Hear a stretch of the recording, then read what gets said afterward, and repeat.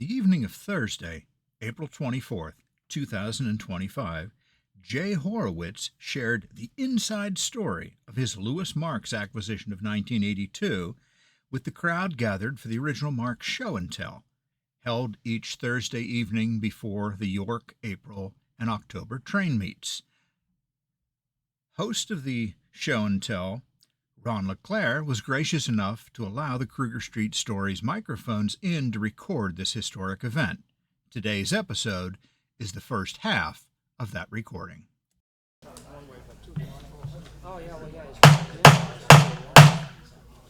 Okay, let's go ahead and get started. First, thank you all for coming. We really appreciate it.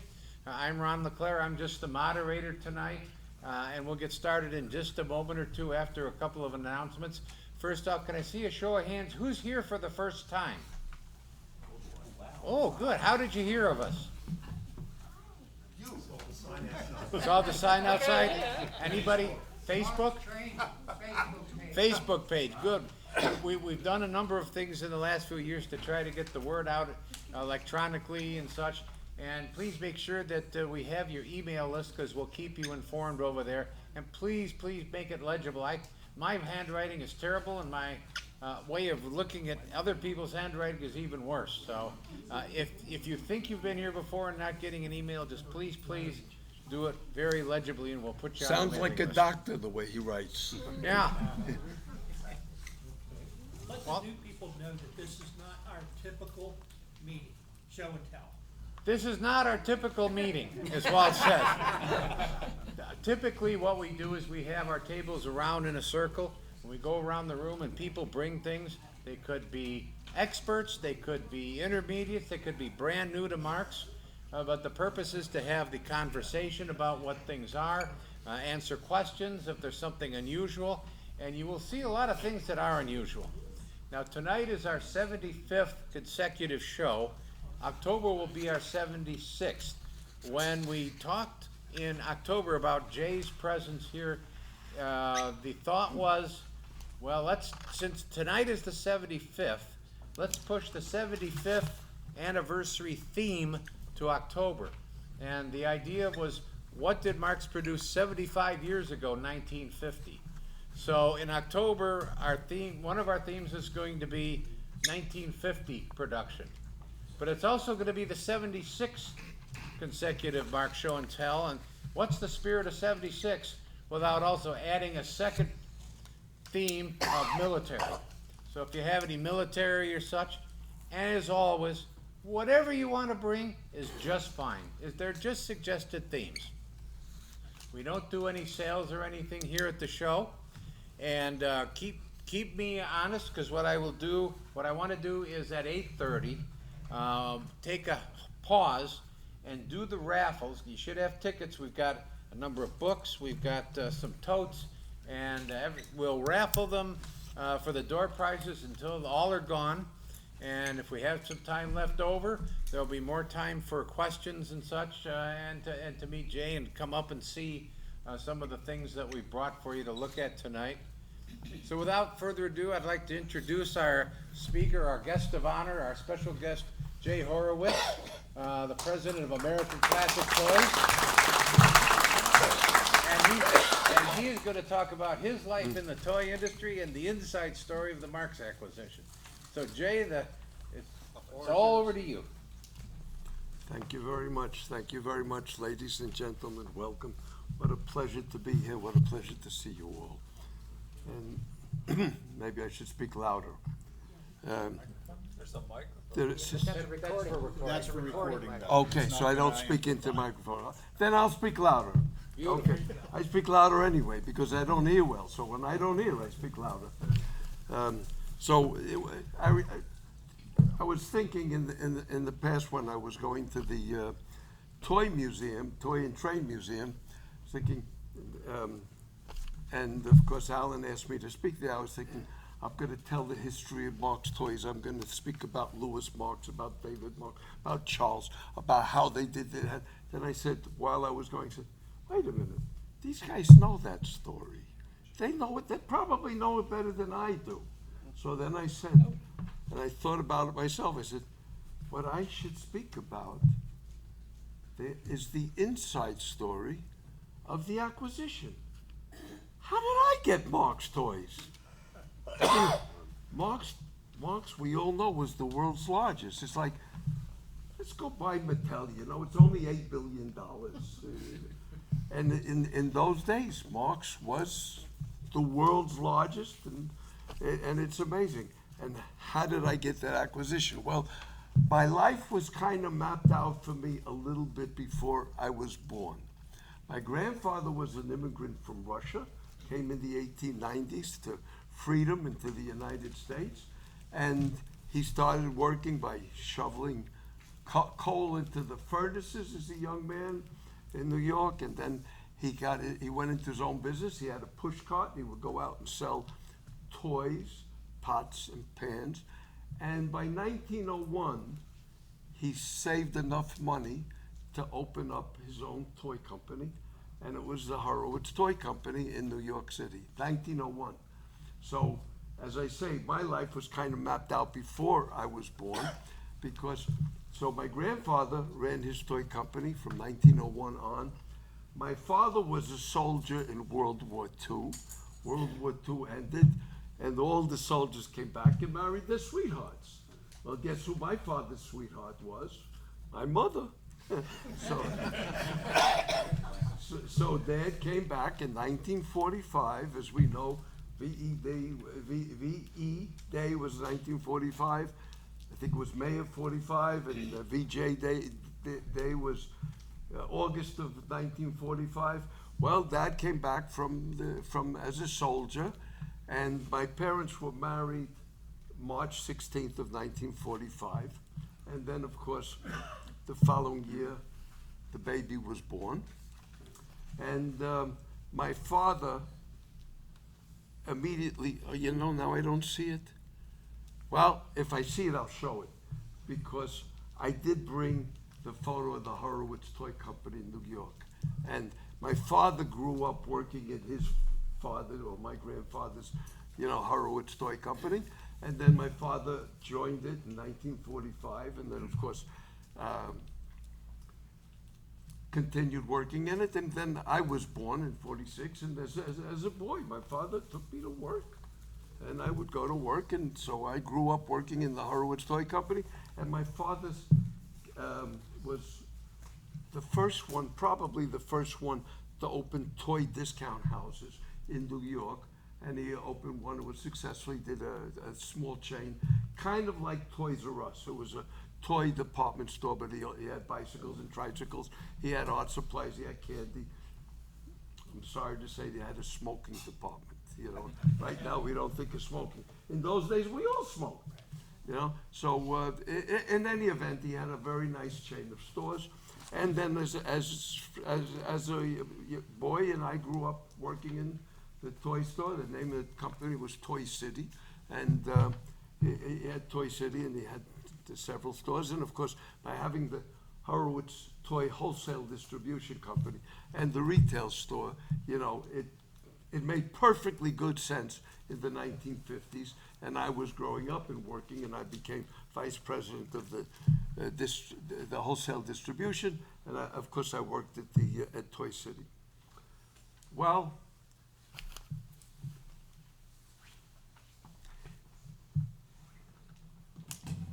I'm giving you a little background before I tell you how I acquired Marx Toys. And obviously, we need the background. So, when I was in New York University, I studied at New York University, and then I met my sweetheart, and my wife-to-be was from Colombia, South America. So we get engaged, and my parents made an engagement party in New York, and then my in-laws made an engagement party in Bogota, Colombia. So, first time I ever heard of Colombia, first time I heard of South America, first time I ever went to an airport. In any event, so my father-in-law or my in-laws were making a party there. Our party was December 12th, 1965, and the in-laws party was December 18th, 1965. So we go to Colombia, South America. We have this magnificent party, and then the next day I say to my sweetheart, my fiance, I said, what would you think I would say? I said, take me to a toy store. I mean, what else would I be interested in? So I said, take me to a toy store. So where they lived, and we were in their home, and then she takes me to the store. The name was Allan Sport. I remember perfectly well how everything about it. Now remember, I'm coming from Toy City. In Toy City, we have thousands and thousands of toys, all different prices, different prices. Like, I don't remember if there was anything under $1, but it could have been $1, $1.99, $2.99, $4.99. $10 was a lot of money at that time. $20 was about the most. And I'll tell you what was $20. Susie Homemaker. We probably all remember. Topper Toy Susie Homemaker. That was like the most expensive. Well, the ride-on toys with the motors, and now you're talking about. But so we go to a toy store. I said, take me to a toy store. And it's like the first thing I want to do. Let's see what they do here. So we're in Colombia, 1965, and she takes me to Almacén Sport, and I'm just about to open the door. We get to the door, just about to open the door. The door opens by itself. And, of course, didn't really open by itself. They had a lady at the door, a lovely lady, saw us coming, and she opened the door. We didn't have that kind of service in Toy City. Yeah, a customer walks in, he opens the door, walks in. We didn't have any service. It was self-service. I remember, I'm working there, we're really working, and we had employees, but everybody was always busy. Retailers would come in, we had cash registers with lines of people checking out, and somebody would come in and say, I'd like a toy truck. So, I'm running aisle 4 on the left, and then you get Structo and Tonka, But we didn't. Then they'd go to aisle 4 and they'd find the toys, and we had them all out on warehouse shelving. There was no service, and they'd find their truck and they'd bring it up and whatever. Anybody asked, of course we would help. We sold bicycles, we'd assemble it and all that. But here I got to open the door opens, and the lady comes over and says, welcome, come in, follow me. So she takes us to an area like a living room, and sit down, have a seat. Would you like a cup of coffee? Would you like a cup of tea? Do you take it with sugar? Do you take it with milk? How would it? Hamlet. This is a toy store.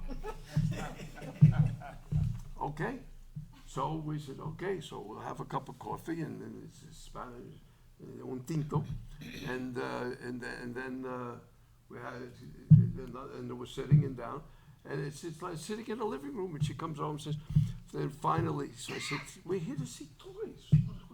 So she said, well, what is it you'd like? Is it for a boy or for a girl?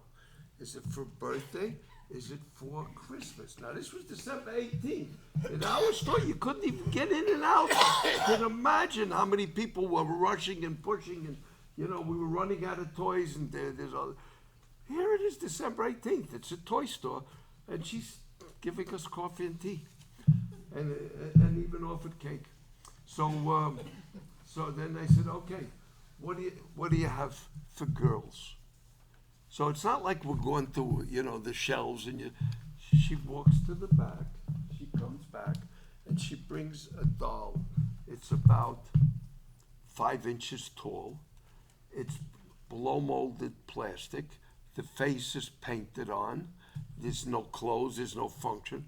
Take a look. So she says, for girls, we recommend here's, a doll. So we look at the doll. I said, how nice, what's the price? And of course I didn't speak a word of Spanish, it's the price, and my wife translated, and she wasn't my wife, she was my fiance then. Anyway, and she translated, then she said the price was 1 peso. Now, to give you an idea, at that time, there was 16 something pesos to $1. 1 peso was 6 cents. So the doll was 6 cents, 6 cents. We didn't have anything in Toy City for 6 cents. Yeah, 6 cents. And then that was the dollar. Okay. Then I said, okay, so what do you have for a boy? She puts down the doll and she goes into the back and then she comes out. She brings 2 things. One, a dump truck. It's about 8 inches. And it's got, you know, a truck with a dump in the back. It's a little dump truck. I said, okay. And what's the price? 1 peso. 1 peso, 6 cents for a dump truck.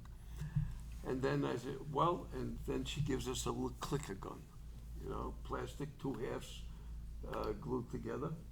You click, click, click, click, 1 peso. So I said, thank you very much. I said to my intendant, okay, let's go. Thank you very much. We walk out. We go outside. I said to her name was Haiti, is Haiti. Haiti, what? Take me to another store. She says, what do you mean take you to another store? I said, they don't have anything here. There's no assortment. Take me to another store. So she said, this is the best store in the best neighborhood, in the best city of the country. Nobody's gonna have anything else. Da, da, da, da, da. Now, I was still a student at New York University studying international marketing. And here I am in Bogota, Colombia. And there's no toys on the market. And I'm growing up in the toy business. There's nothing. So what do you think I thought?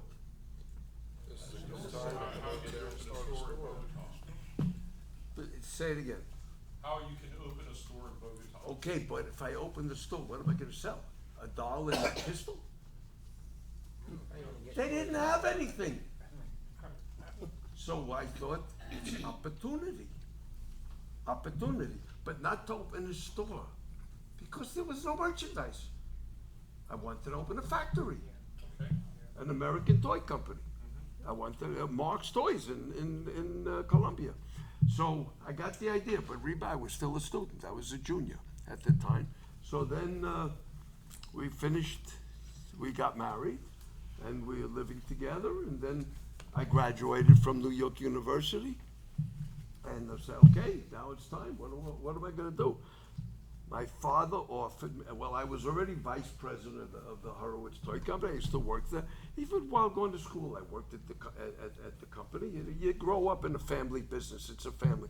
So my father said, okay, now you've graduated, you're married. You join the family firm. And my father was vice president of the distribution company. And then he proposed giving me as a wedding gift Toy City in Great Neck, New York. And of course I was working there. It was a great store.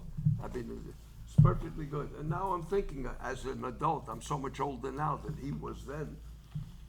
It was good business for him to give me the store, because the business wasn't owning the retail store. The business was that servicing the retail store, selling the wholesale. It's still the same business. It's only I would be there, it's my store, and we'd be buying from the Horowitz Toy Company. So my father made this wonderful offer, and here I am, 21 years old, just graduated from college. I said, well, Dad, I've got some ideas of my own. And I was thinking, we went to Colombia and they had no toys. This is an opportunity. I think, I'm 21, I can give it a try. So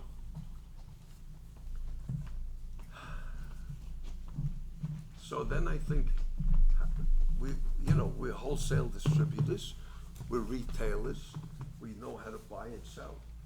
How do you make a toy? Well, it's not so easy.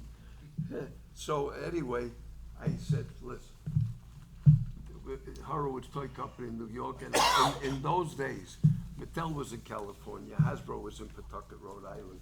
Other than that, and a couple of other, Processed Plastic was in Illinois. I'm gonna say I could probably name 6, 8, 10, 12 American toy factories. In those days, they weren't toy companies like today. It's a toy company. Where the office is in Chicago, Illinois, but the factory's in China. No, those days we had factories. And we owned our own factories, and our factories were, I'm gonna say, at least 80% was in New York City. Yeah, and here I am in New York City. So I said, how do you make a toy? So I'm gonna go. I said, listen, Christmas was over. So this was, let's say, January 2nd, or January 3rd, or January 4th. So I start calling the toy companies in New York. Now, they all knew me. I mean, they all knew the family, were customers. So I called, hey, how are you? This is Jay Horowitz. The Christmas rush is over. And I've never seen your factory. Would you mind if I come to visit? We'd all welcome a customer. Come on in, see the factory. And I want to go see, how do you make a toy? Well, so one morning, about 8 a.m., I called Mickey Denmark. He was the owner of Plastic Toy and Novelty Corporation. Some of you may recognize it, you may not recognize it. It was an excellent, excellent company. It was a factory in Brooklyn, New York. So I said, hey, Mick, and he was a very close friend of my father's. I won't tell you. I'll tell you, but I won't tell you. They had a special deal. We were their distributor, and they had a special deal among themselves. Now, my father's gone 30 years, and Mickey's gone over 20 years, but they had a special deal. You could probably imagine what it was. In any event, very close. So I called, Mick, this is Jay. Hey, how are you? Christmas rush is over. I've never seen your factory. Would you mind if I come to visit? So he says, hey, kid. He always called me kid. Hey, kid, you can come visit, but I don't have time to take you by the hand and show you the plan. But you're welcome to come in and you can see it, and they'll show you around. Then I'll answer any questions you have. So I said, okay. So then he tells me, take the Van Wyck Expressway south, make a right turn, go right on Belt Parkway. Yeah, anybody ever hear of New York City? Anyway, yeah, heard of it. All right. So you make a right on the Belt Parkway, and then you go to Coney Island Avenue exit. Get off, make a right, a right, a right. I really remember the directions. Make a right, and a right. And I had trouble finding this building here, where we're standing now. Well, so he told me how to go. I did that. I get off 29 at Coney Island Avenue, right, 2901 Coney Island Avenue in Brooklyn. It was in the industrial park. If you know the Bush Terminal, it's the industrial park. He had an entire block was his factory, and I go in. So I go to the reception. I'm Jay Horowitz. I'm here to see Mr. Denmark. Okay, they call me in, and he says, send him to the office. I mean, I heard him because he spoke loud. So he said, send him into my office. I go into his office, and Mickey, and I did the same thing. I learned everything from Mickey. He would wear a suit and a tie to go in the morning to go to work. And then as soon as he gets into the office, take off the suit jacket, put on the shop apron. And he's working in the factory in the shop apron. And I did the same thing. We all wore a suit and a tie every day. Today, here we are, and normal, nobody's wearing a suit and a tie. Every day we used to wear a suit and a tie, and we go to work, but then you don't want to work in the factory in a suit and a tie, so you put on your shop apron. Anyway, he's in the shop apron, we're in the office, so he says, all right, kid, like I said, I don't have time to take you. He just said by the hand. I didn't care if he took me by the hand, but I don't have time to take you in, but there's the door to the plant. They're expecting you. You go in, and the department heads will show you each. So I said, okay. I came in a suit and tie. I just graduated New York University. I wore a suit and tie, and of course I had a notebook and a briefcase. I opened the briefcase, took out my notebook. I had a pen, and I go in, and then the foreman meets me or greets me and says, introduce himself. His name was Darcy. I remember it perfectly well. His name is Darcy. He said, okay, welcome. I'm going to show you around, and then you're welcome to go to each department. So first it takes me to the pre-assembly. And I see the pre-assembly. Look what they got to do before them. Then he takes me to then I go to decoration. I see the decoration, you know, how they're painting or stamping or whatever the decoration. The pre-assembly was how they would prepare the parts. Then they took me to the molding department. This was the first time I saw injection molding machines. And very impressive, and watching how they're going and how fast they, and the cycles and what's going on. And the head of each department explained to me what was going on. I mean, it was a visit, it was an education. So we're going through, and then department to department to department. The last department I was in was the assembly and packaging department. I gotta tell you, it's no joke, it's scientific. You know, as I remember, they had each line had a conveyor belt, and each line had girls on each side, and this is not an indiscretion. The assemblers were all girls. The guys that brought the boxes and carried the boxes, they were all men. They would bring we don't call them boxes, the master cartons, the shipping cartons, and so forth. So they're on both sides of the conveyor belts. The conveyor belts, each item was on a belt, and the belt had a red line, a green line, a blue line, and each line was a foot away. And the conveyor belt had a control, so you can control the velocity.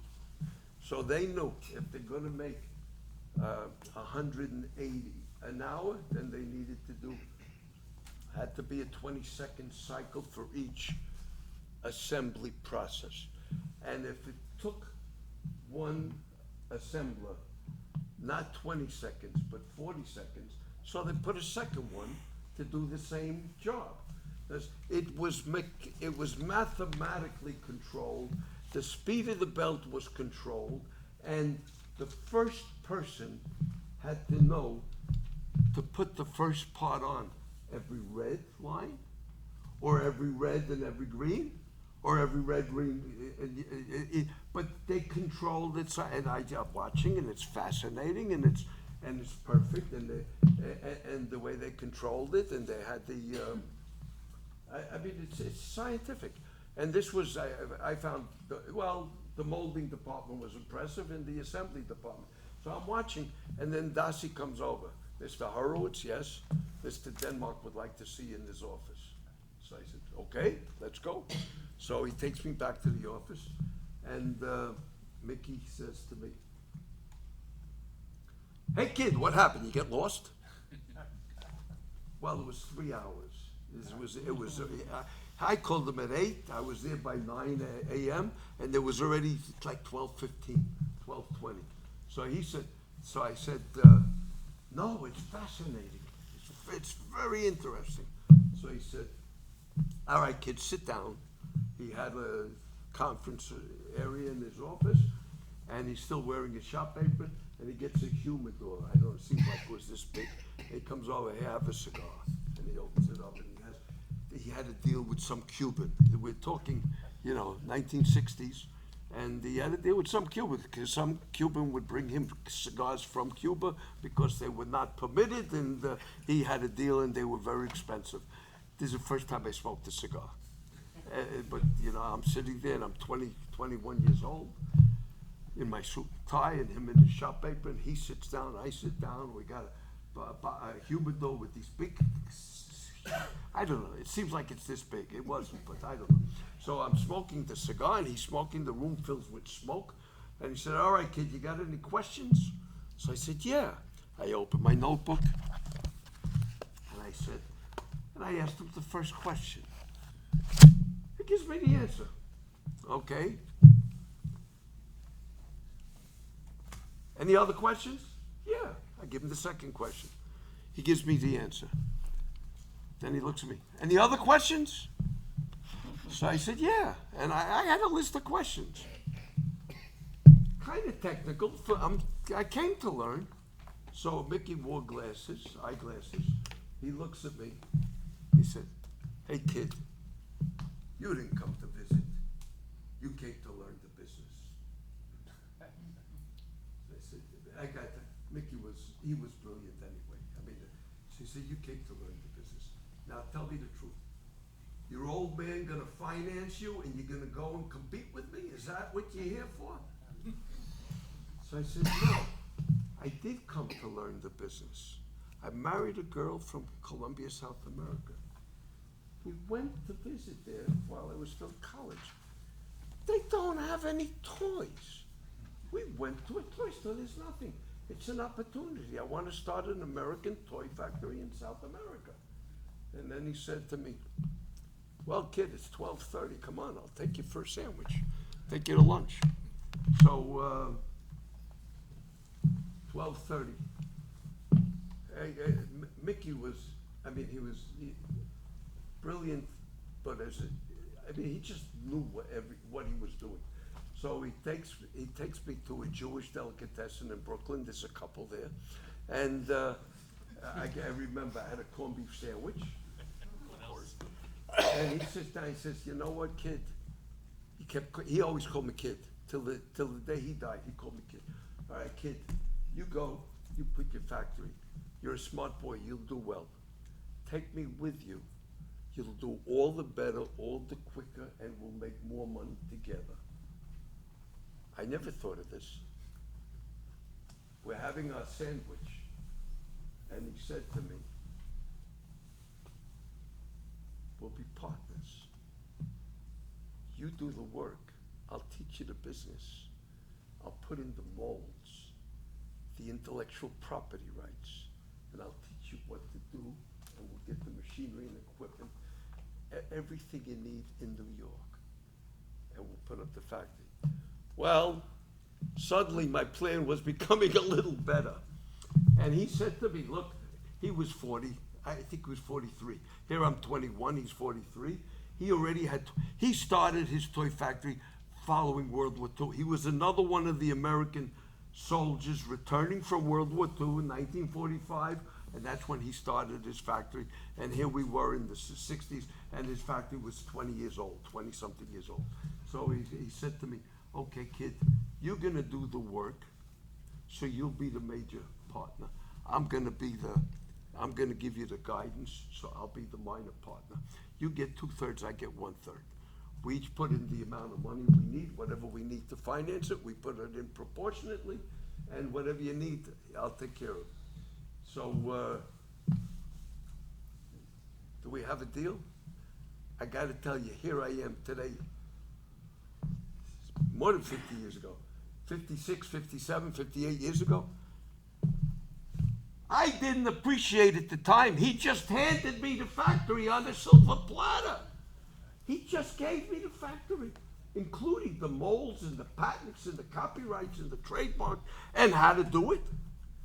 And the connections with the suppliers in New York City. Of course, we'll find whatever we can in Colombia, but I had the backing. So I said, okay, he had a deal. He said, we shook hands, and that was a deal. I remember later on, he said, we're gonna have a written contract. I'm gonna have the lawyers draw up our partnership and our articles of incorporation.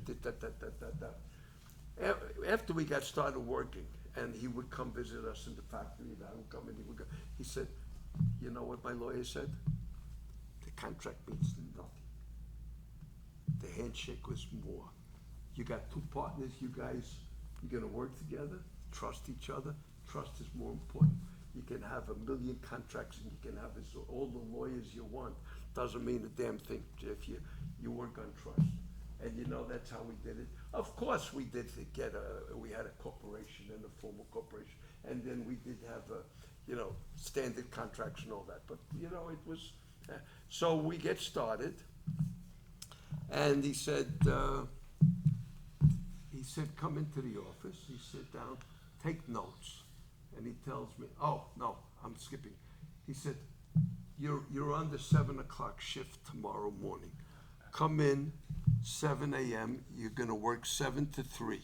I'll put you on the shift. You work every day on that shift.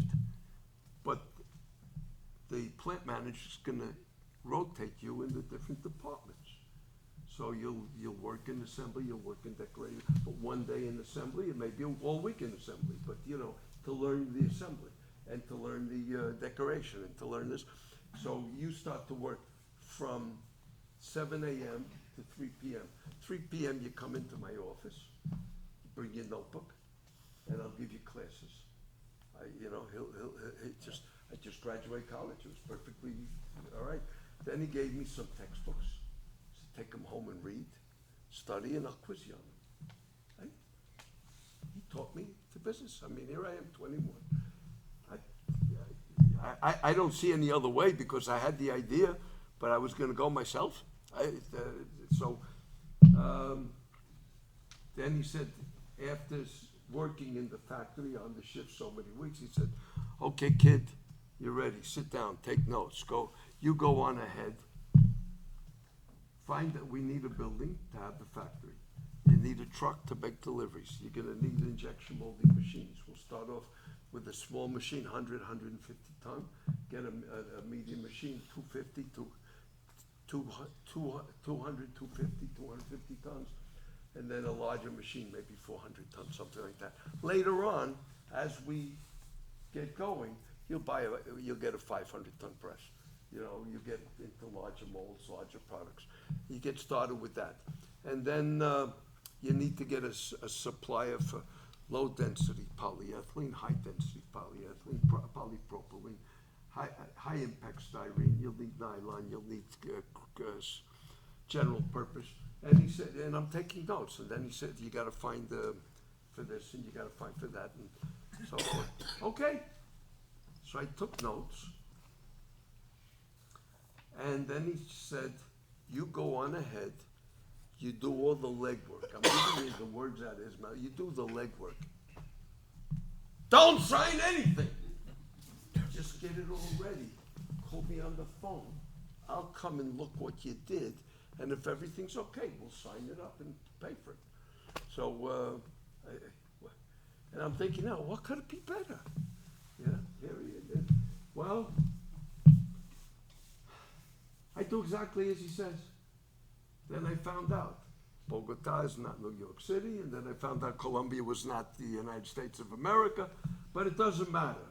I got started, and we got started, and I did everything he said, and then I called them up, and then he came in, and we got started. I'm not gonna, my whole purpose was to tell you about acquiring Marx, so I needed to give you this background. But I could talk to you for hours about my company's name was Toyco. Toyco, we made up from Toy Company. And, well, you can imagine, it was, in the beginning, it was difficult to get things going. But once I got the molds, once we had the product, it was highly successful.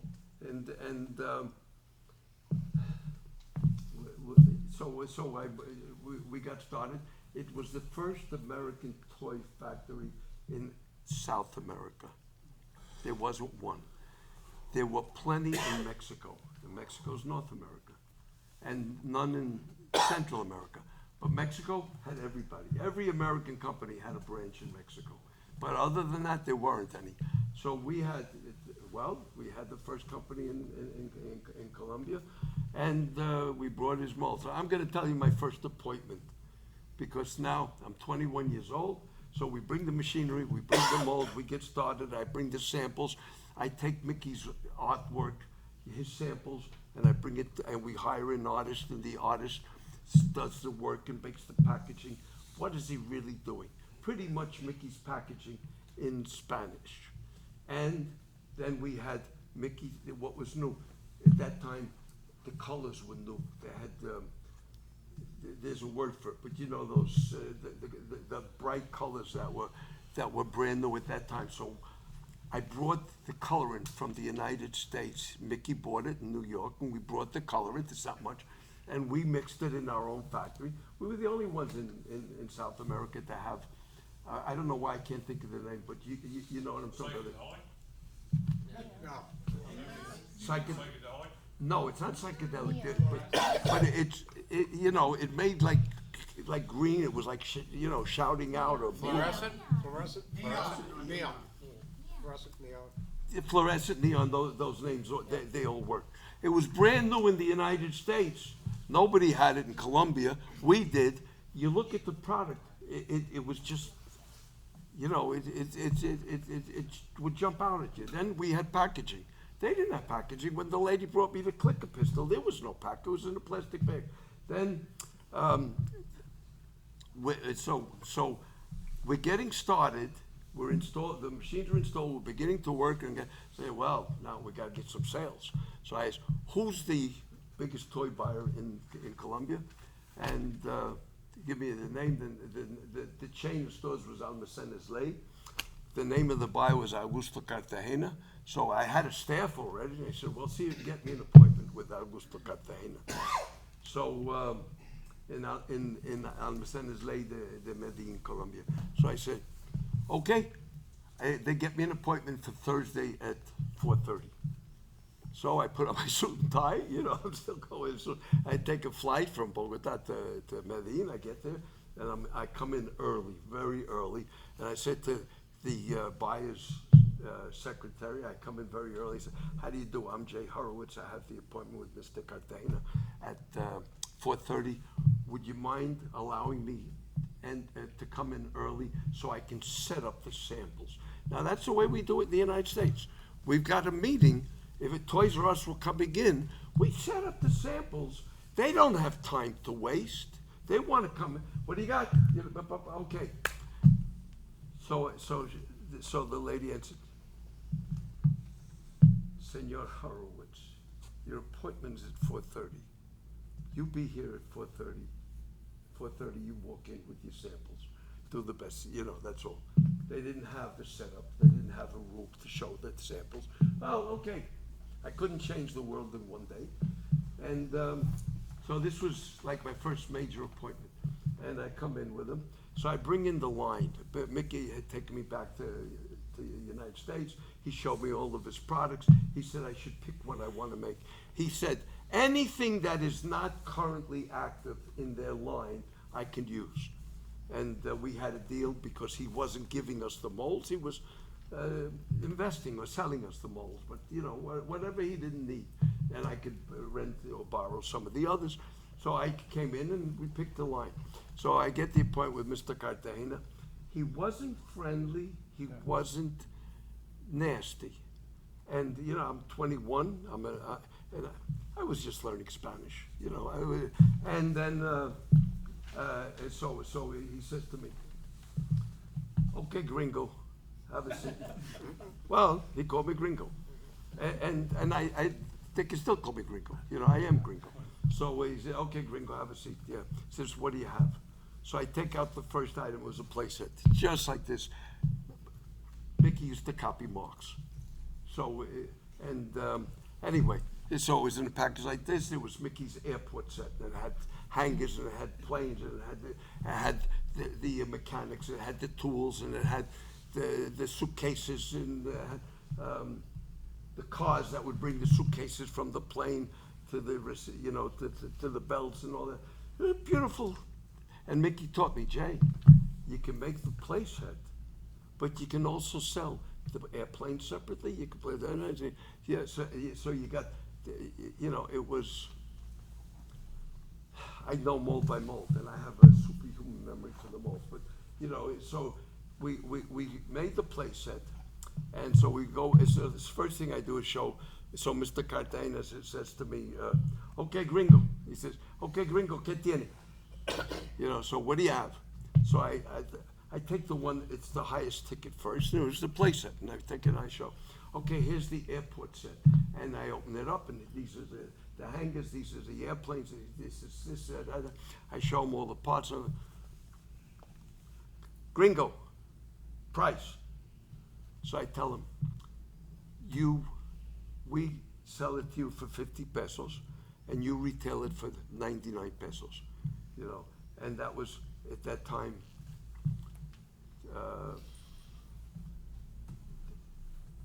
if it was 6 cents to a peso.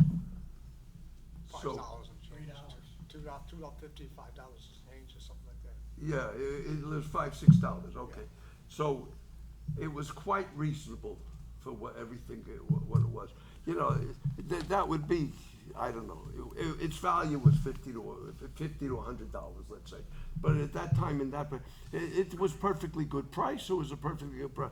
So he didn't give me an answer. He says, "Gringo, que más?" You know, what else do you have? So I show him the next one. And I show him the next. I show him the next. I show him the next. And then he says, "Que más?" So I show him the last one was our telephone. Telephone. It's a beautiful little telephone. And you pick up the handpiece, you dial, and it had a metal bell on it and a spring, so a 3 or 4-year-old can have their own telephone, pick it up, dial, let go, and ring, and it would ring. It was beautiful. It was perfect. And now so he said, "Gringo, que más?" So I show him the telephone.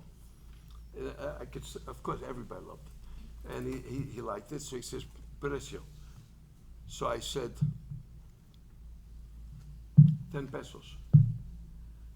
And he said to me, "First thing you got to do, throw out that beautiful package." Now, I start to tell you we were doing current things. Well, this was shrink film. They didn't have any shrink film in Colombia then. It was new in the United States. So we got a shrink tunnel and we were shrinking it. It would look beautiful, the phone and shrink wrap with a base and all that. And then we also did thermoforming. You know, we did vacuum forming, we did packaging, we did bubbles and blister and all that. Well, so he says to me, "Gringo, first thing you got to do, you're in Colombia. That package is beautiful in Gringolandia." I'm sure you can understand what he's saying. You know, in Gringoland. That package is beautiful. The Americans will pay for anything. You are in Colombia. We don't pay for something that's not necessary. You throw that package out, save the money, lower your price, and put it in a plastic bag. So I answered, "Look, Mr. Cartagena, the package is an integral part of the product. It gives the presentation. When the consumers go into your stores, they're going to see it on the shelf with the package. The package draws there."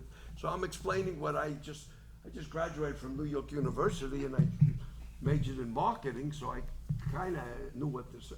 Well, then he interrupts me. He says, "Gringo," and he tells me this about the price, and he says, "Córtalo a la mitad y vuelve a pedir."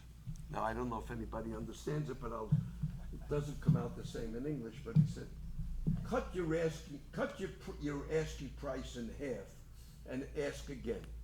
And start over, you know? Like I'm telling him he's gonna pay 10 pesos. I should bring it down to 5 pesos and start with 5, maybe he'll pay me 3. So then I said whatever, I responded very respectfully, and then he said to me, "Gringo, go home."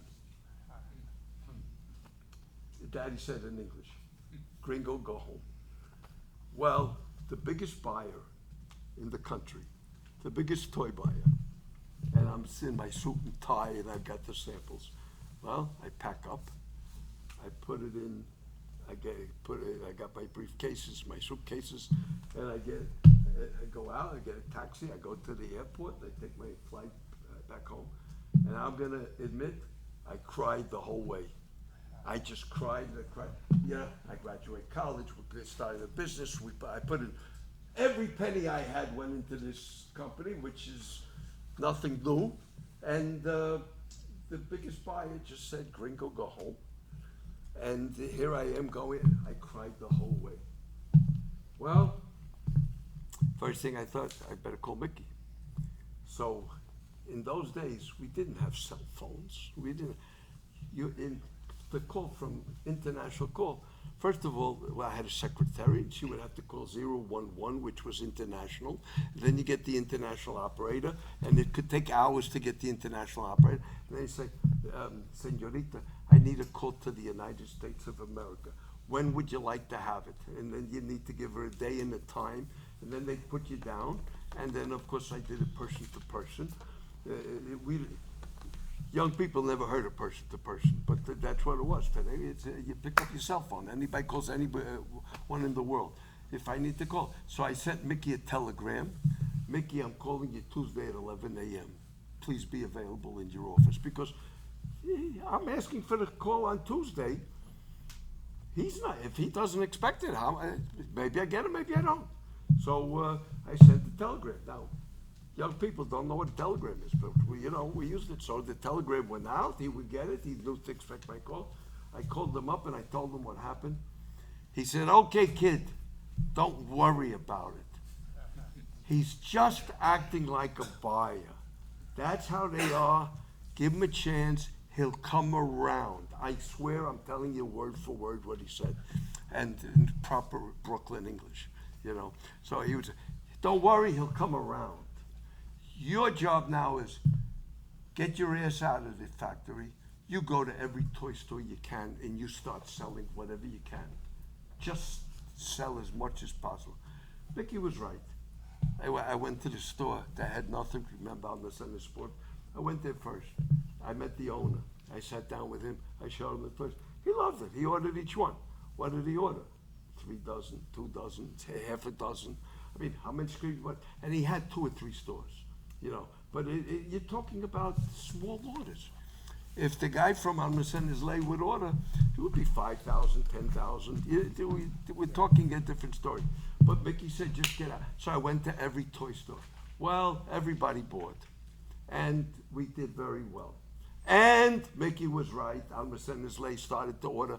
But I didn't have the friendship with the guy yet, But we got their orders. They were computerized. They came in. We would get orders, and the volume was there. I mean, they had a whole chain of stores. So we're in business. We get started, and with success, we went up from Mickey. We started dealing with Kenner. I started dealing with Marx. We keep doing promotional items, and then I got to tell you this. I got to tell you this. I wanted this to be short, and then I was going to tell you how I acquired Marx. But I got to tell you this. One day I'm in the factory, and we're doing good. And Mickey was right. Then everybody bought. They put him in there. One day a guy comes in. I mean, this is just, I got to tell you this. So somebody comes into the factory, and I'm in my, again with my shop apron, just like, and as he wants to speak to the manager, el gerente. So they say somebody's here to speak to you. So I said, okay. So they bring this guy into my office, and he said to me, my name is so-and-so. I'm cousins with Rebecca Lopez. Now, I know none of you ever heard of Rebecca Lopez, but she was the #1 name on television. She really was the #2. Gloria. Doesn't matter. Rebecca Lopez was a famous TV star. And he says, I'm cousins with Rebecca Lopez, and she has a children's program on TV at such and such a time. And they have a television program. If you will give me toys, I will give it to the TV company, and they'll show you toys on camera and explain them and give them away as gifts. So I said, okay, I'll go with you to the store. He said, no, you're not permitted. Only I can go. You've got to give me the toys and 300 pesos. The 300 pesos goes to the producer or something, whatever. Well, I wasn't sure if I believed him. I didn't believe him. I thought about it. I said, what can I lose? Some samples and 300 pesos? I mean, I was highly skeptical. And it was very nice. We brought a little TV set this big from New York, and I had a TV at home, so I brought it to the office. So I give him the samples. I explain to him how the toys are, what to do, show him the telephone, is that the other thing. And I give him the 300 pesos. He said it had to be in cash. No checks. Okay. I had to tell you a story. I'm thinking about it now. I didn't plan to tell you this. Well, the next day I bring the television, and then I think it was 4 o'clock. I said, turn on the television. I find the program, and it's Rebecca Lopez, and she has all the children there. Sure enough, she starts showing our toys and saying what I told the guy to say, and she's giving them away to the children. And the stores start calling. They want to buy more.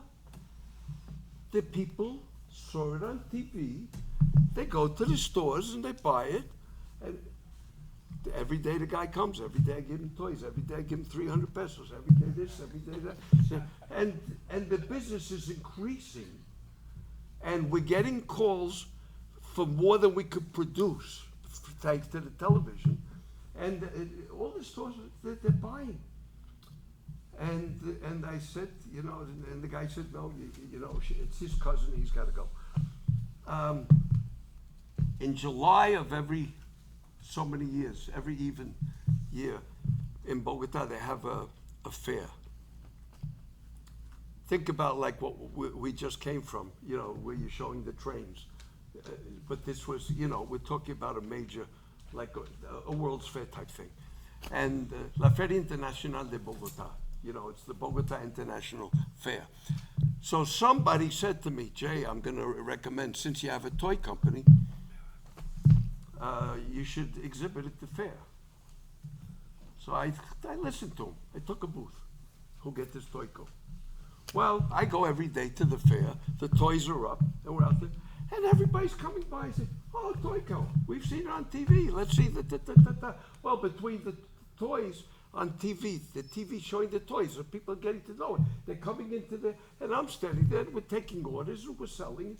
Everything's going good. And one day I'm standing there, and a guy walks by and says, oh, Toyco, I know Toyco from TV. So I said, yeah, I know. Everybody's saying that now. Everybody's seeing it on TV. So he said, no, it's not that I see it on TV. I'm the producer. We're giving your toys away on the Rebecca Lopez show for children. And he introduced himself. His name is Jairo Lopez. So I said, how do you do? I'm Jay Horowitz. And so we start talking. We get friendly. The guy is as nice as could be, and I'm friendly, and he's friendly. And we're talking and talking and talking. And then he says to me something, and I said, what about so-and-so? And I don't remember this guy's name. You know, it was Rodriguez, because, you know, they're all Rodriguez or Lopez or Gomez. So he was Rodriguez. In any event, I don't mean that disrespectful. It's just common name. Like if you go to China, everybody's Wang, Qing, or Chang, or Li. I just named 80% of the Chinese. You know, so I mentioned to him something about the guy that's bringing the.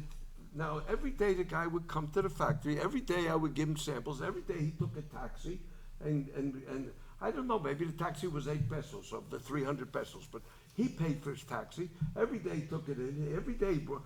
I mean, he was doing us a favor, and I never thought of it. He came up with this, and it's working. So I said to Jairo, I said, and this guy, he said, yeah, he comes in every day. He tells us what to say. He tells us what to do. I said, yeah, he's Rebecca Lopez's cousin. He said, to Rebecca Lopez's cousin? He said he's a cousin to the guy who owns the toy factory.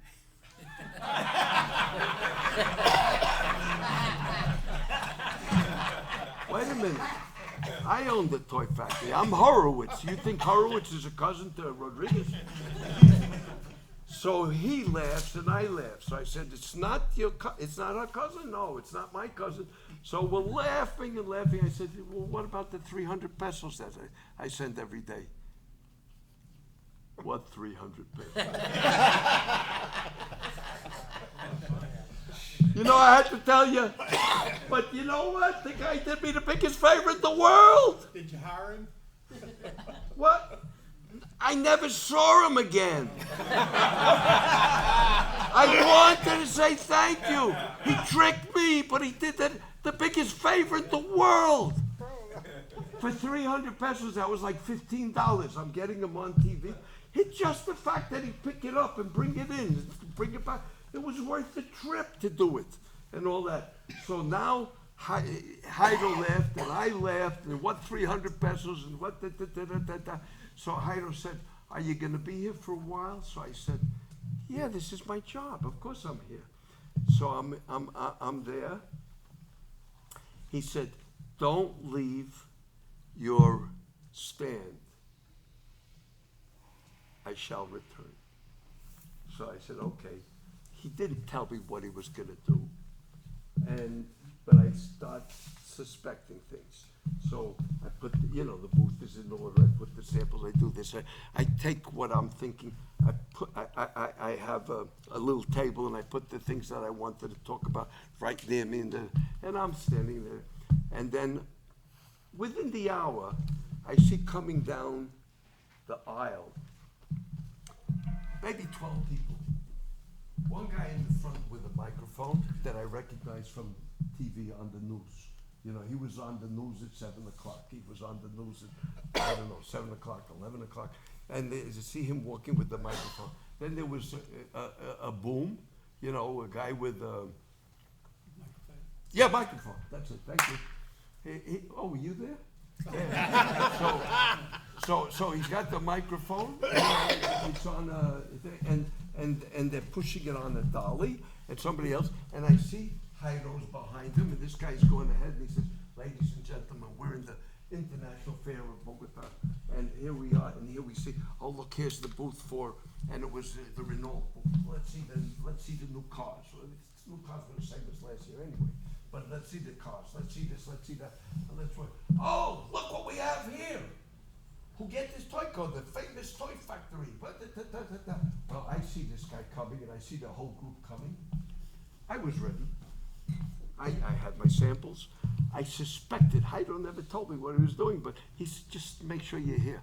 So he comes. Oh, ladies and gentlemen, the famous toy factory. He'll get there. And he comes with the microphone. He comes over to me, and he says, "Yeah, how are you?" And he gives me a microphone. With back and he's interviewing, and I'm answering. And he says, "Well, what do you?" And I take the toys. I got them all ready, and I show one. I show another. I explain it. But, amazing. So we did this interview. I don't know how long it was. If it was 3 minutes or 13 minutes, I don't remember. But I remember hearing from the back, and it was Jairo, cut, and it was done. And then, corto, that's cut. So it was done. And then the guys, Jairo, who wrote that? How did you do this so well? They were all very impressed with the way it went. Well, I'm lucky that I thought that they were coming, and I was prepared. So we went right through. We showed everything. It was terrific. It was on the news, and again on the news. On each news. It couldn't have been better. Well, then Jairo became my good friend, and from that day on, I would go to the TV studio, and I would bring the samples, and I explained to Rebecca Lowe. Okay, so that's what got us started into TV, and then we worked with Kenner, and we worked with the larger companies getting items to TV promoted items. Well, anyway, I'm done talking about my experience in Colombia. I'm just going to say in the show, because I would say, people ask me, so why'd you leave? Or when did you leave? What happened? I'm not going to give you the details because I'll give you a story for another 6 hours. But we were I said, échate fama, échate drama. You get a little too famous in Colombia, it's dangerous. So I was a victim of financial fraud, extortion, and kidnapping. And I always cooperated with the authorities, and we put the people in jail, and that's not the end of the story. That's the beginning of the next story, because these crooks, they have other crooks, and they were going to kidnap my children, they were going to murder my wife, and on and on and on. We cooperated. I'd love to tell you a story. You'd be interested. If anybody reads Spanish, I'm going to tell you. I wrote my autobiography, and there's a chapter on it, and the name of the book is Gringo Go Home, and you know where that title comes from. And there's a chapter on that, and there's a story, and anyway, we got to the point where we just had to leave. And we had police protection and the court. So we left. I would love to tell you, but we don't have time. Anyway, we get to the United States, and then we say, look how lovely it is. We'll go to Miami Beach. Look how beautiful it is. Nobody's trying to kill us. Nobody's trying to, and nobody recognizes us because I was on TV every day. My kids were on TV every day. My kids were in the TV commercials. We had thousands of commercials. The kids would be recognized in the street. Okay, and here we are on Miami Beach. Nobody knows us. We were saying, anyway, so we, now we're talking more than 10 years later, and we decided that we'd come back. So now I get the idea, all right, we're moving back to the United States. What am I gonna do for a living? I'm gonna say it this way. I bought old molds from Mickey and made the old toys new in a different market. It was exactly the right thing to do at the right time at the right place. What am I gonna do? Buy the old molds and make old toys? In the United States? Didn't make sense. So what I started to do, but I did say, wait a minute.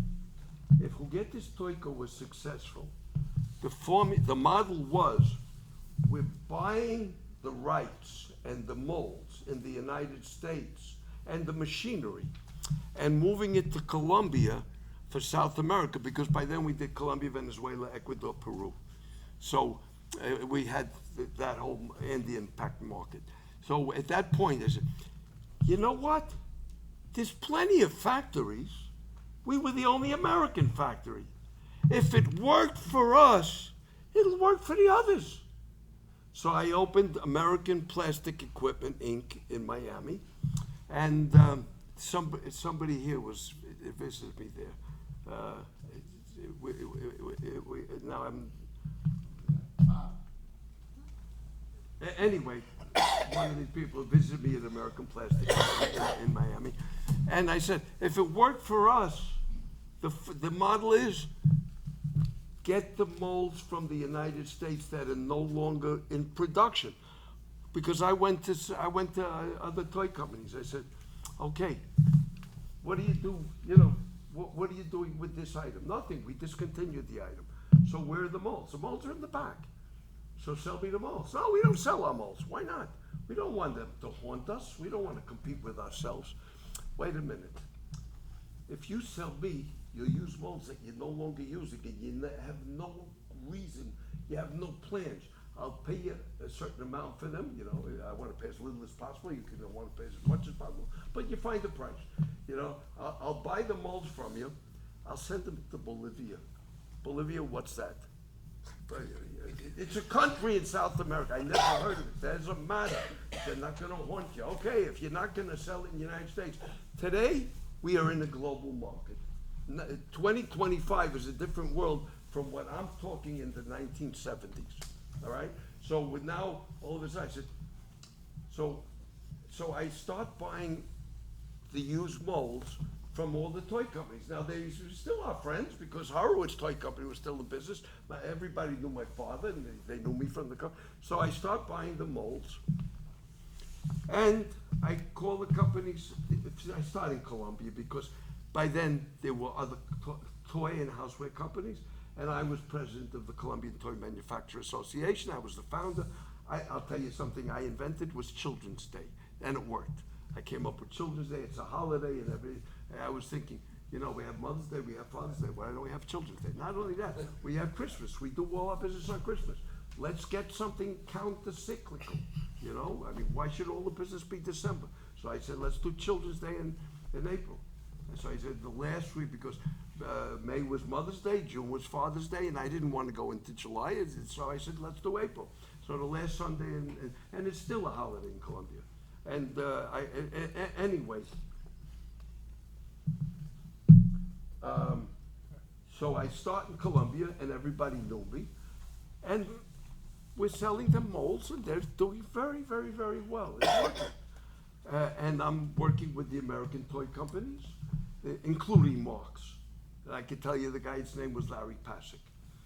And Larry Pasek, he's called himself famous. He's the guy that turned off the lights when they closed. He was the guy right on top of, in charge of all business, under Mr. Marx, of course, but he was the guy doing everything.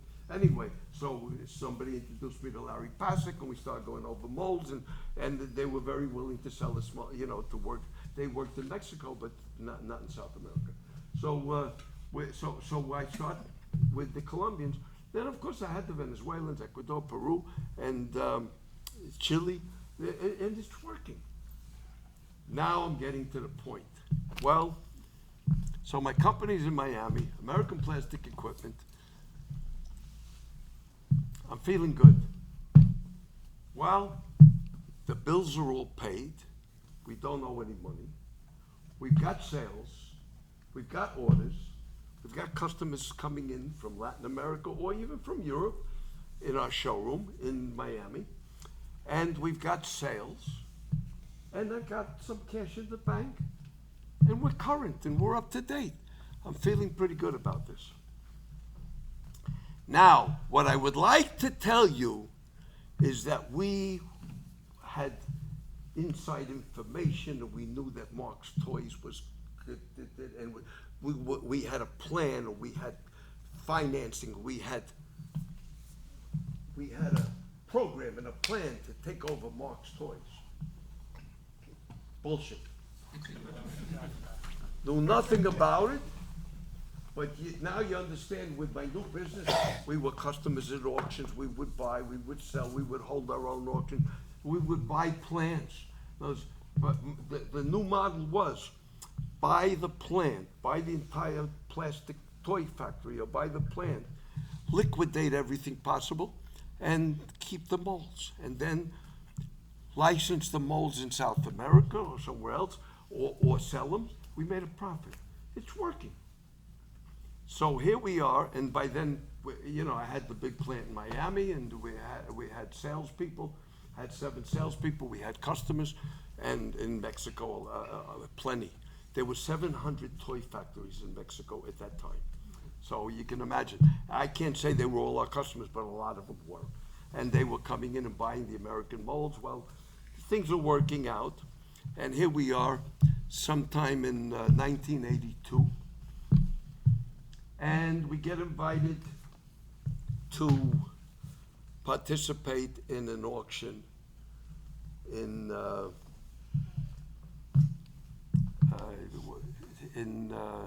Girard, Pennsylvania. And it's the Marx toy plant. Now, you all know the story about Marx, you know the history about Marx, and you know Mr. Marx was the world's largest, and he sold it to Quaker Oats. And Quaker Oats immediately proceeded to destroy Marx Toys. They took the best in the world, the biggest in the world, they just destroyed it. And they contracted Louis Marx. When he made the sale, he had 6 months to stay on as president and to be there as a consultant. Every day he went to his office with his chauffeured Rolls Royce that parked on the corner of 5th Avenue and 23rd Street. Could you imagine the police allowed Mr. Marx to have his Rolls Royce with his chauffeur on the corner of 5th Avenue and 23rd Street every day?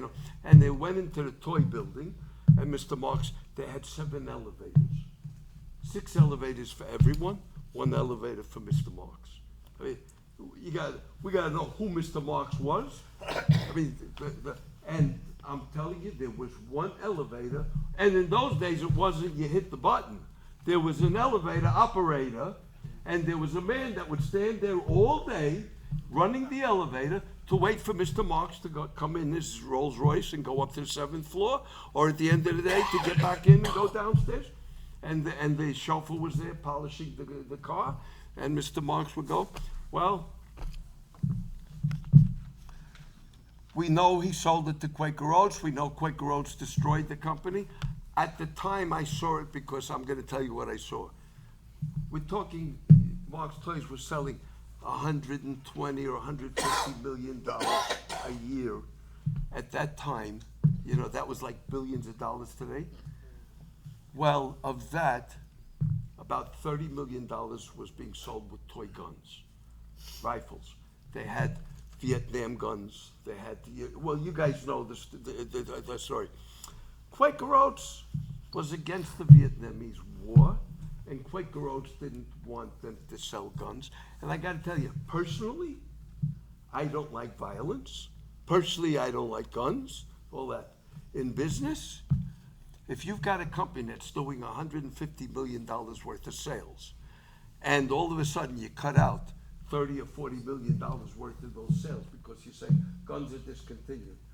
But they were selling every year between 30 and 40 million dollars, and they had a good profit to it. You know, we make more for less money, but he's still, it was highly scientific Marx toys. They were the best in the world. And Quaker Oats, look, let's discontinue the gun line. Okay, so it's no longer 150 million, so it's 100 million. They went from a profit to a loss immediately. And they made these decisions, and they had Mr. Marx come in every day for 6 months. He would come and he would go home because the contract read he had to be there available for. I'm not saying he did anything wrong. They never consulted with him. They never consulted with him. But he was there, and he was the #1 in the world. Well, Quaker Oats destroyed Marx Toys. So what happens? Then they put it up for sale, and after selling it, we all know the figures. And after they sold it to, they sold it to Dumby Comics, which was Richard Beecham. I don't know if you know who I'm talking about. Sir Richard Beecham, he was Marx's partner in England. In the days, Louis Marx, somebody here had mentioned, he had the factory in Erie in 1933. So he had the Erie factory in 1933, he had the Glendale, and he had the Girard factory, 1933, operating 3 factories at the, I was gonna say the height of the Depression, in the depth of the Depression, and he's operating with about 8,000 employees. Then he had something in Canada, he had something in Brazil. He had 2 plants in Mexico that I am very familiar with, and they were incredibly organized. I know Mexico, everything in Mexico is back with this. The Marx toy companies, they were the same like they were in Girard. They were organized. They had, and he had partners in Mexico, and I knew them because once I took over Marx, well, I got to know the Mexican partners. I got to know Mr. Beecham. Mr. Beecham wasn't, he was Sir Lord Beecham. He happened to be, what do they call it, a knight or something, he was the name. Well, he was, you know, and so he was Louis Marx's partner in England, and this was since 1939. And then Marx had the Mexican factories. In 1945, following World War II, Louis Marx was called by General Eisenhower to help them impose the terms of the peace as far as manufacturing goes. Louis Marx was the industrial advisor, and under General Eisenhower, he was sent to see all the factories in Germany. Those factories that were capable of war munitions were closed, thanks to Mr. Marx. Those factories that were doing consumer goods remained in business, thanks to Mr. Marx. And Mr. Marx went from there to Japan. And after VJ Day, Marx said, and I'm sure you've all read it, you know, he was interviewed in Fortune magazine, and we've seen him on the cover of Time magazine. So he said, the Japanese people are very capable, very clever. They don't have the wherewithal, and they don't have the technology. But if we provide the technology and the financing and the organization, they can be very successful. So he opens J-Mar, which was Japanese Marx, and my understanding it was named for Jacob Marx, who was Louis' father. And they opens J-Mar in Japan, 1945. Of course they were successful. By 1953, you know, Japan went from losing the war and starving to but then they went from starving to workers, to industrialists, to investors, and to be internationally Japan. Well, then Hong Kong did the same thing. 1953, Mr. Marx opens the Hong Kong Marx factory. So we can see what he's doing. Well, there came a time later on when Mr. Marx says, you know, toys is a young man's business. We all know that his son didn't go into the business, and that's when he sold it to Quaker Oats. So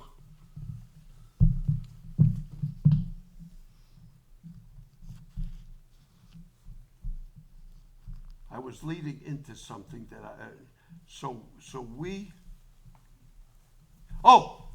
here. So now you know about American Plastic Equipment, and we get invited by Stanley Strauss. So Mr. Beecham put the company in bankruptcy, and it was in federal bankruptcy court, Southern District of New York, and it goes into bankruptcy. The bankruptcy names the Chemical Bank as preferred creditor. Chemical Bank signs an agreement where they will finance the liquidation as long as they're preferred creditor. So they put a certain amount of money, and they needed a certain amount of money out. I happen to know the amount of money. It's going to sound like pennies now, but because today we're talking $1 billion. Chemical Bank, yes, sir. So why would Beecham buy a company that was losing money? Did he think it would turn around, or was he going to start making guns again, or Yes. why would Beecham buy it? Beecham, in other words, Louis Marx sold it. When was it? 72, and then they went in. Then Beecham bought it. I'd say 75. 76. Thank you for the correction. I just want to see if you're paying attention. So Beecham buys it 76, 77, 78. It was too late to turn it around. They did so much damage. For example, Louis Marx went to 205th Avenue, the toy building, every day. The 7th floor was the Marx showroom. People come in. Well, what happened with the Quaker Oats? They decided to move to Connecticut. What's in Connecticut? Nothing. Stamford, Connecticut. They opened corporate offices for Marx Toys. The buyers are going to New York Toy Building, and they're in Stamford, Connecticut. Well, they did all these things. Quaker destroyed it. So Beecham comes up and buys it. Yeah, but I'm going to tell you. He asked me a question. This question deserves a real answer. So we know the money involved. Louis Marx sells it for $54 million cash.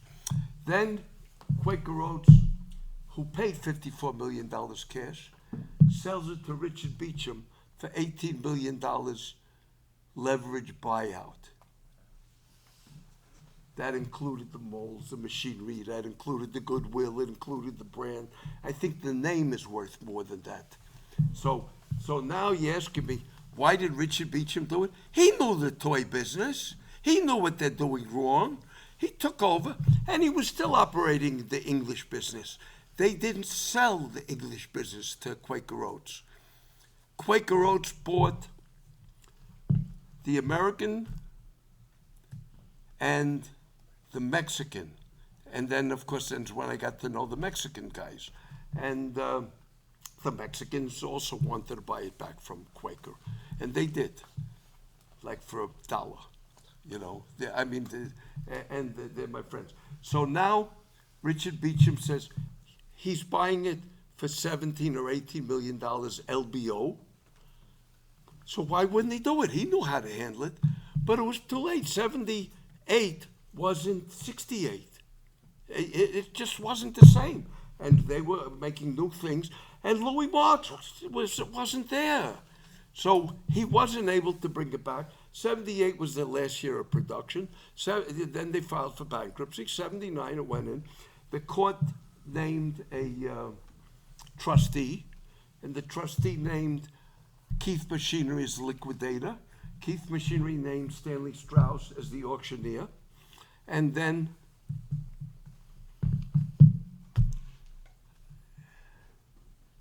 Chemical Bank had first lien and security interest up to, I think the number was 18 million. If it wasn't 18, it was 17, but it was in that area. And then, so I get called by Mr. Strauss. I was already a customer of theirs. You know, they're a liquidator. They're doing auctions. And we would buy things at auctions. It was a great deal. We would buy at auction. We would sell at auction. And, talking about auctions, I knew I had something very important to tell you.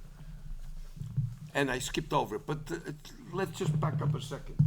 Go back to when I'm 21 years old. Now you know I got this factory going. Who get this toy go?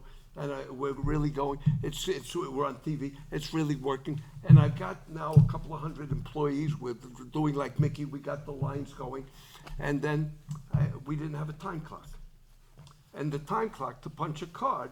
They were they were pretty expensive. You'd have to buy an IBM in Columbia, and that was pretty expensive.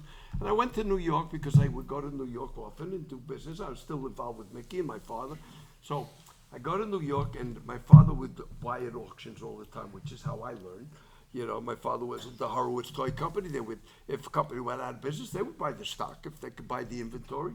So I'm reading the New York Times, and there's New York Times had an auction section, and they would advertise. And here's a factory in Manhattan on it was a factory on I don't know, 5th floor and 8th floor. Manhattan was full of factories in those days, and they have an auction coming up, and I see a time clock, an IBM time clock. Ha! I'm 21 years old. I got the factory. I had a guy standing at the door in Colombia. Remember, I said Colombia wasn't USA, Bogota wasn't New York. So we didn't have a time clock, and they were pretty expensive. So I had a guy standing at the door. When the people would come in, he would write there by hand on the card, and we keep track, and that's how we went to payroll. We needed a time clock. So I'm thinking, I happen to be in New York. I'm at my parents' home. I see the time clock on the auction. And remember, if I'm at 21, 22, so I'm all excited. I go in. I probably put on my suit and tie, and I go up to the factory, and they have an auctioneer, and they got tables like this, and the ladies are sitting behind it, and you're supposed to come in and register and get an inventory to see what's in there. So I come in, and remember, I'm young, I'm excited, and I got this factory. Hundreds of people are working. We didn't have a time clock. I need a time clock. So I come running in. Okay, where's the time clock? And I say I can't go to buy the time clock. Where's the time clock? So the lady says to me, first you register. So register to the auction. Put up a deposit check, and we'll give you a bidder's paddle, and then we'll give you the inventory. You'll find what you're interested in. She never responded to me the time. You'll find everything you're interested in the inventory. You'll find the number. Lot number 1 is over there, and they go on in order. So you'll find what you want. Okay, this was my first experience going in. So I go in, and I register. I give her a check. I see the time clock, and I'm looking at the time clock. I'm looking at it's the IBM. It's the big one. It had 8 card slots, and didn't even have blank cards. They were piled up. They had a box of blank cards. Everything I need. I'm going to buy this. How much do you think I can get it for? Maybe at an auction I could get it for very low, but it looks perfect. And I tested it. It worked. I put it in the card. It would punch. I'm all excited. And this little Jewish guy comes over to me. His name is Frankel. And he said to me, hey, that's some time clock. I look at him. He said, that's some time clock. I look at him. He said, I'm going to buy that time clock. He says to me, he's going to buy the time clock. I said, what do you mean you're going to buy it? This is an auction. Anybody can buy it. Well, only if you pay more than I do. He said, I'm a dealer. Here's my card. His name is Frankel.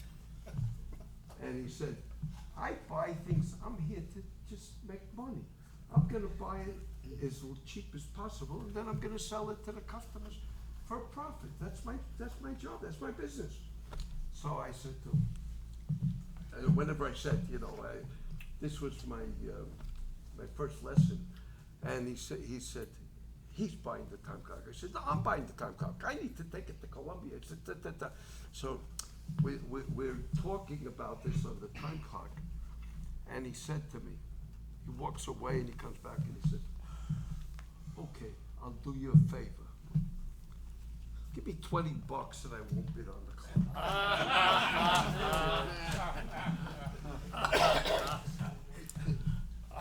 I'm thinking if I pay $100 for the clock, I'm doing pretty good. Whatever it was, they were very expensive in Colombia, Anyway, I'm thinking, I don't know how to get into this. This is terrible. So I finally give him the $20. He shakes hands. He gives me his card. He says anything. Now we're friends. And the clock comes up. And I buy the clock. I think it was $50. Maybe it was 30. Maybe there was another bit of but it wasn't much. I was thrilled to buy it at 50, but that $20 just killed me. That $20 that I gave Franco. Now I'm gonna tell you, in American Plastic Equipment, years later, I'm in the business of used machinery, used molds, and we're buying and selling, and we're doing auctions. Well, I get customers, and I'm gonna tell you who. Multiplast was the largest plastic factory in South America. The owner's name was Manolo Greenberg, and he was asking me, Jay, I could use a 500-ton press. Okay, I'll buy it for you. I got it for him at auction, and whatever we paid, I charged him, I think it was 10% commission. So he didn't go. And the truth is, I didn't go either, because we got the auction notice, and I don't remember where I was, but my father was pretty good. So I said, we're gonna buy it, and it was, I don't know, it was worth hundreds of thousands of dollars. We got it for $50,000. And my father laid out the 50, and we bought it, and I went to Manolo. You got your 500-ton press. I gotta tell you, it was probably $200,000-$300,000, and he got a good press. And I remember where it was from. It was from Long Island, and it was Aurora. It was Aurora products.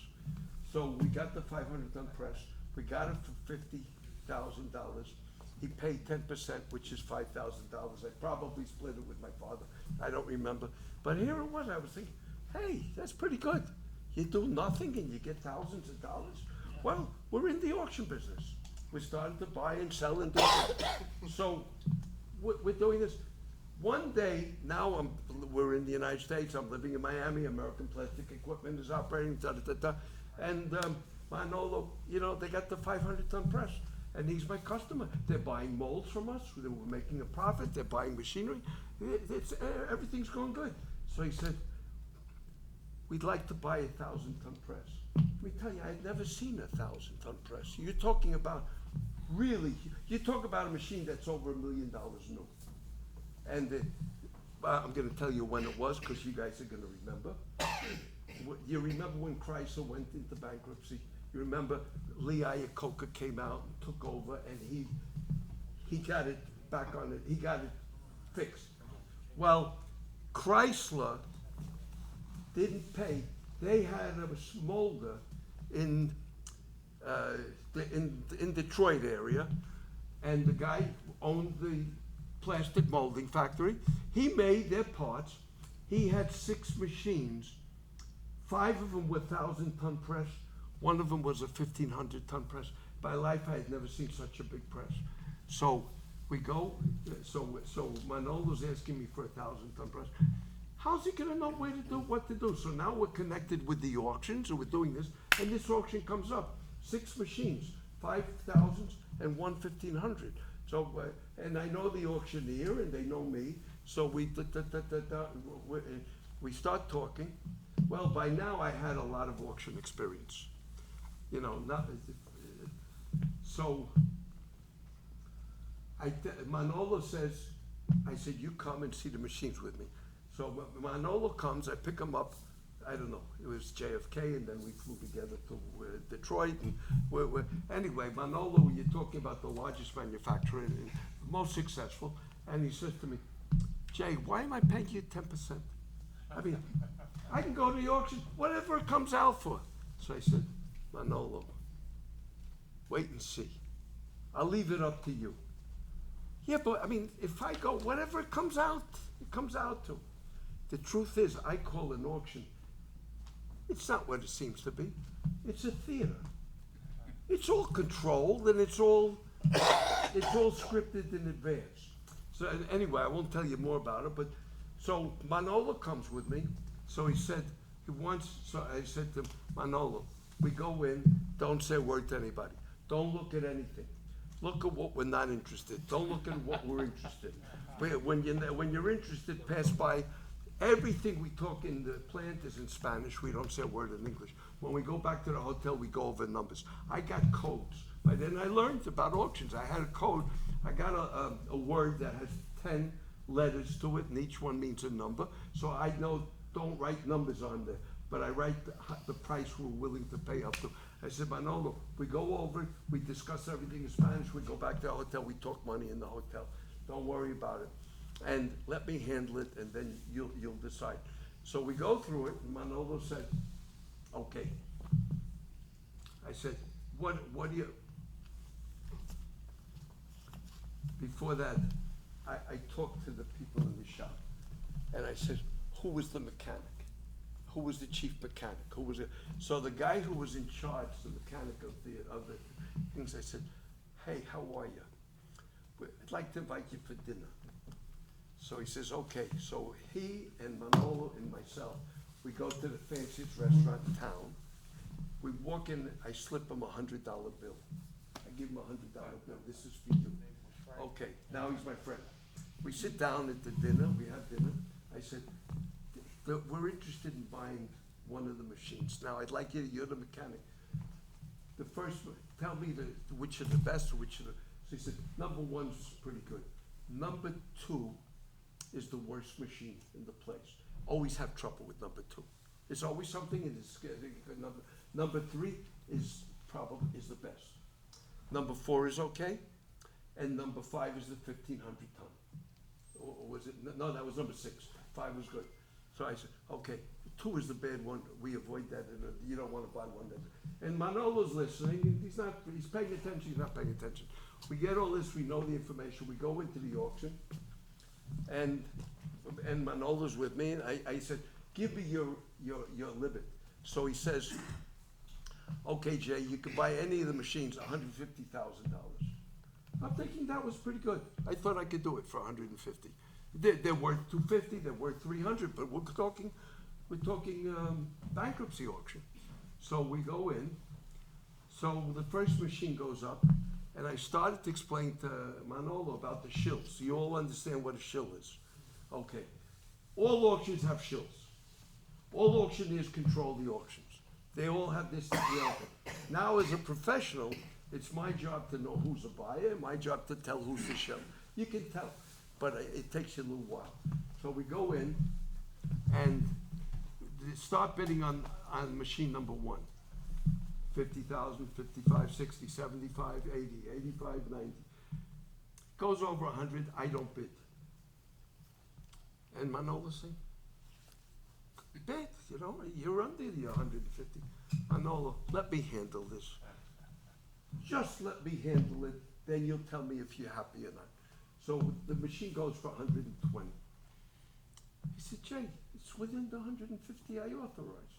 He said, let's see what happens. I'm gonna do the best I can for you. Now, every time we would be bidding, I'm watching to see, there's one guy over there that's always bidding, but he never gets anything, you know? So that's the show. Machine number two comes up, and machine number two, remember the mechanic told me this is the bad one. So I go in, 50,000. So-and-so says 60,000, 70. The faster I go, the faster he goes. 70, 80. So I go 90. I don't know if he said 95, 100. So I said, I stopped. Remember, this is machine number two. Ladies and gentlemen, it looks like this gentleman really wants to purchase this machine. Therefore, I will not continue to bid. It's yours. You could see the guy. If I cried on the airplane from Medellin, you could see how he was crying, but he wouldn't show it. He was the shell.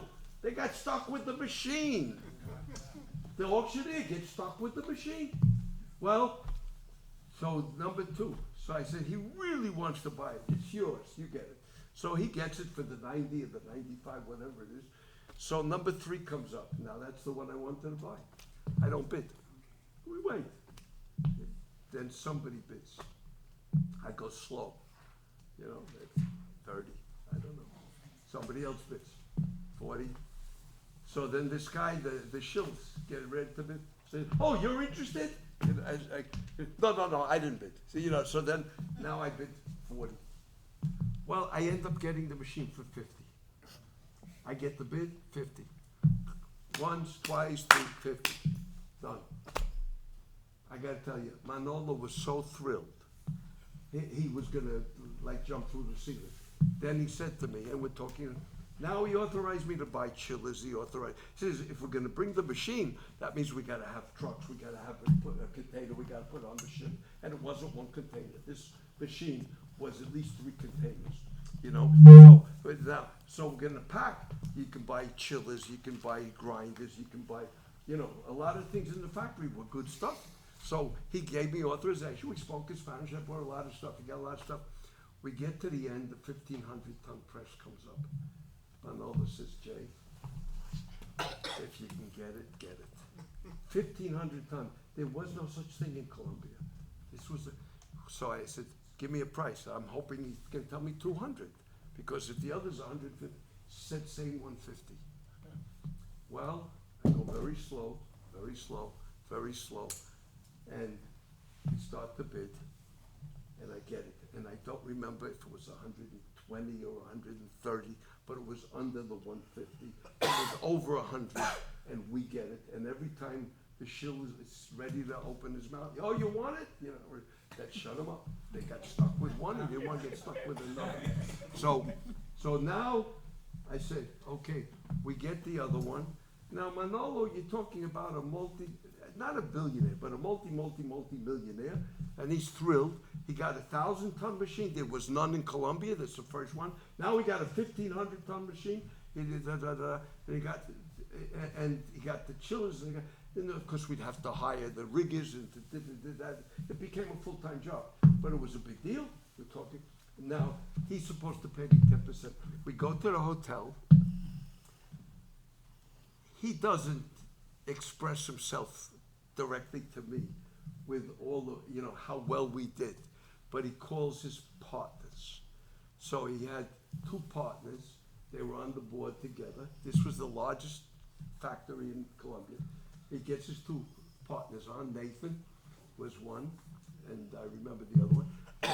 And he says to them, "Guys, not only are we the proud owner of a 1,000-ton press, we are now the only proud owner of a 1,500-ton press. And I want to tell you, I was asking Jay why we're paying him a 10% commission. Now I'm going to tell you why. Jay is not a bidder. Jay is a magician." Now I heard this in Spanish. He wasn't telling me directly, thanks. He was telling his partners that I knew how to handle. So then we sit down, we write up the order, and he writes a check to American Plastic Equipment exactly for the amount that he's supposed to. He writes it, including the 10% commission. And then he writes another check to Jay Horowitz for $20,000. Oh. And I said, "What's this?" He said, "That's your tip." Now wait a minute. So now I said, $20,000 tip. "Thank you, Mr. Frankel." Yeah. That was Mr. Frankel in New York with the $20 that I gave him. He taught me the business with that. Hey, Jay, Okay. I know you're just about to get to where you're going with Yes, Mark, Strauss. but let's give him a little bit of a cliffhanger. Okay. Let him think about that, and let's go on into the raffle for now. Fine. And as soon as we come back, I'll say exactly how we bought Marx, because it's got the inside story. You're now getting the idea. Jay, why don't you pull the first ticket here?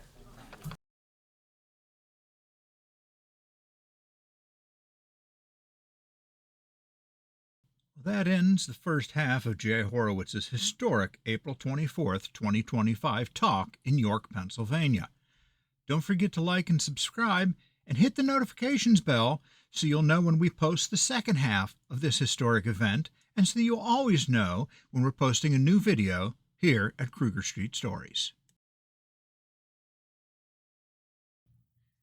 Well, that's it for today's episode of Kruger Street Stories. We hope you enjoyed it. Don't forget to like, press our circular logo on this page to subscribe, and click on the thumbnail to watch this next episode we know you'll also enjoy.